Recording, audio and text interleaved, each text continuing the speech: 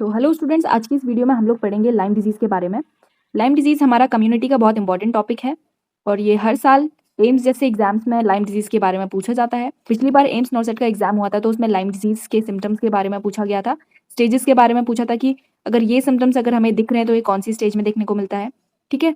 और उसके बाद हमसे अगली बार पूछा गया था मैनेजमेंट क्या होता है हमारा लाइम डिजीज़ का, ड्रग ऑफ चॉइस क्या होती है। सो हम इस एक एक करके सभी चीज़ों के बारे में पढ़ेंगे। So let's get started. सबसे पहले what is Lyme disease. Lyme disease होती क्या है? लाइम डिजीज का अदर नेम है हमारा बोरेलियासिस, ठीक है।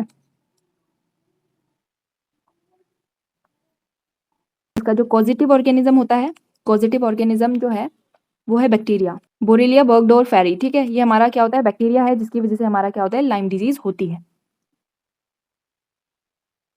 तो हमारा जो कॉजेटिव ऑर्गेनिज्म है वो है हमारा बैक्टीरिया, बोरेलिया बर्गडोरफेरी, ठीक है। अगर हम बात करें इसके वेक्टर की तो किस वजह से ये फैलता है, तो जो हमारा वेक्टर है, वेक्टर हमारा होता है टिक्स।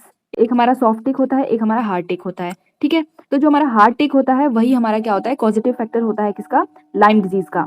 अगर हम बात करें इन दोनों जो इमेजेस में आप लोग को दिख रहा होगा, एक ब्लैक लेग टिक है और एक वुड टिक है। तो डियर टिक जो है वही हमारा लाइम डिजीज को क्या करता है? स्प्रेड करता है। और जो डॉग टिक होता है वो हमारा लाइम डिजीज को स्प्रेड नहीं करता है। ये दोनों में डिफरेंस है, ठीक है। एडल्ट मेल है या एडल्ट फीमेल है, ये हमारे क्या करते हैं? लाइम डिजीज कॉज करते हैं। बट जो हमारा डॉग वाले जो टिक्स देखने को मिलते हैं वो हमारे लाइम डिजीज को ट्रांसमिट नहीं करते हैं, कॉज होता है, ठीक है। अगर हम बात करें रिजर्वायर की तो हमारा रिजर्वायर क्या क्या होते हैं? रिजर्वायर जैसे कि हमारे रोडेंट्स हो गया, डियर, ठीक है, जैसे कि हमने अभी पढ़ा डियर टिक्स के बारे में। तो रोडेंट्स में भी ये देखने को मिलता है और हमारा डियर्स में भी ये देखने को मिलते हैं, ठीक है। नाउ जो Lyme disease is the most common vector borne disease in USA, ठीक है। अभी हमने पढ़ा था ब्लैक लेग टिक के बारे में। अगर वो ब्लैक लेग टिक इन्फेक्टेड है किससे? लाइम डिजीज कॉजिंग बैक्टीरिया से। लाइम डिजीज कॉजिंग बैक्टीरिया का नाम क्या था?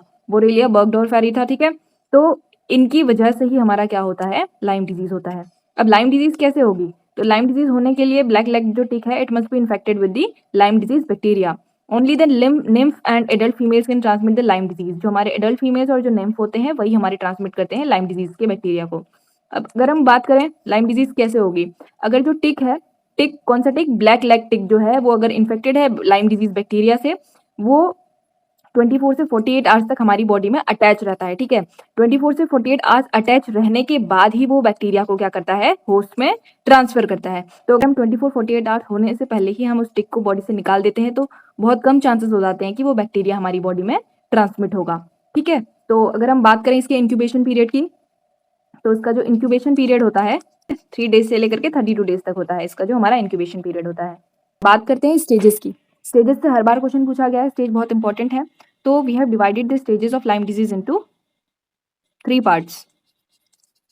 3 स्टेजेस होती हैं हमारी। स्टेज 1, स्टेज 1 में हमें क्या देखने को मिलता है? रैशेस देखने को मिलते हैं जिनको हम बोलते हैं बुल्स आई रैश, ठीक है। ये आप लोग को दिख रहा होगा बुल्स आई रैश, आप लोग को इसमें नजर आ रहा होगा। तो यही जो है बुल्स आई रैशेस उसमें देखने को मिलते हैं, ठीक है। और इसमें हमारे इरिथ्रेमा भी देखने को मिलता है।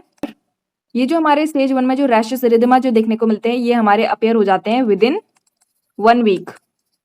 1 वीक में ये क्या होने लगते हैं? अपीयर होने लगते हैं, ठीक है। अगर हम बात करें इनकी लोकेशन की तो ये कहाँ कहाँ पे देखने को मिलता है? लोकेशन इसका जो है, लोकेशन एक्जिला, एक्जिला में देखने को मिलेगा, ग्रोइन में देखने को मिलेगा, ठीक है, थाइज, थाई में देखने को मिलेगा। और साथ ही साथ इसमें हमें क्या देखने को मिलते हैं? फीवर, चिल्स देखने को मिलते हैं, ठीक है। फीवर और चिल्स इसमें देखने को मिलते हैं। अगर ये हमारा जो रैशेस है वो धीरे धीरे क्या हो रहा है? बढ़ता है, तो कुछ इस तरह से इसका अपीयरेंस हो जाता है, ठीक है। धीरे धीरे अगर उसका ट्रीटमेंट अर्ली स्टेज में ना हो पाए, स्टेज 1 में ना हो पाए, तो धीरे धीरे क्या होता है वो, और उसके जो रैशेस, जो बुल्सआई नेक जो हमारा रैशेस था वो जो हमने देखा वो इस तरह से कुछ बड़ा होने लगता है, ठीक है। अगर हम बात करें स्टेज 1 में तो मोस्ट इंपॉर्टेंट हमसे क्वेश्चन पूछा गया था कि flu like symptoms, flu like symptoms कौन सी स्टेज में देखने को मिलते हैं? तो जो हमारे फ्लू लाइक सिम्टम्स होते हैं स्टेज 1 में हमें फ्लू लाइक सिम्टम्स देखने को मिलते हैं, ठीक है। तो जैसे कि फीवर्स हो गया, चिल्स हो गया, ये सारे जितने भी सिम्टम्स आते हैं ये हमारे स्टेज 1 में देखने को मिलते हैं। Now let's move on to the stage 2। Stage 2 हमारी तब ही डेवलप होगी जब हमारी स्टेज 1 ट्रीट नहीं होगी। ठीक है, जो ये स्टेज 2 है ये हमारी विद इन 4 to 10 वीक्स। ठीक है, जो हमारा सपोज हार्ट टिक ने बाइट कर दिया, हार्ट टिक के बाइट करने के 4 से 10 वीक्स के विद इन हमारा जो है ये स्टेज 2 देखने को मिलती है। ठीक है, तो इसमें हमारा क्या देखने को मिलेगा, जॉइंट पेन देखने को मिलेगा। ठीक है, और मेमोरी लॉस भी इसमें हो सकती है। और थर्ड हमारा पुअर मोटर कोऑर्डिनेशन।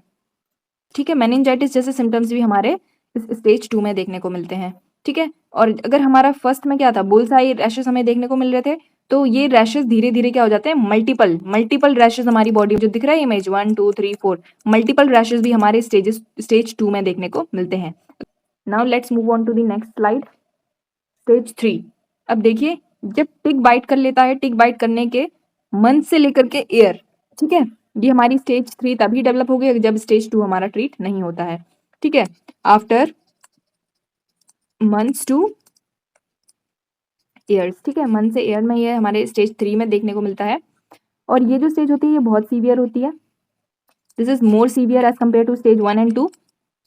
और इसमें क्या हो जाता है, पॉलीआर्थराइटिस देखने को मिलता है। ठीक है, मायोकार्डाइटिस भी इसमें देखने को मिलेगा, और एटेक्सिया। ठीक है, ये सारे सिम्टम्स हमारे स्टेज 3 मतलब कि सीवियर जितने भी सिम्टम्स देखने को मिलेंगे वो स्टेज 3 में देखने को मिलेंगे। तो मेन चीज़ हमें वही है कि हमें क्या करना है, अर्ली स्टेजेस में ही इस लाइम डिजीज़ को क्या कर लेना है, ट्रीट कर लेना है।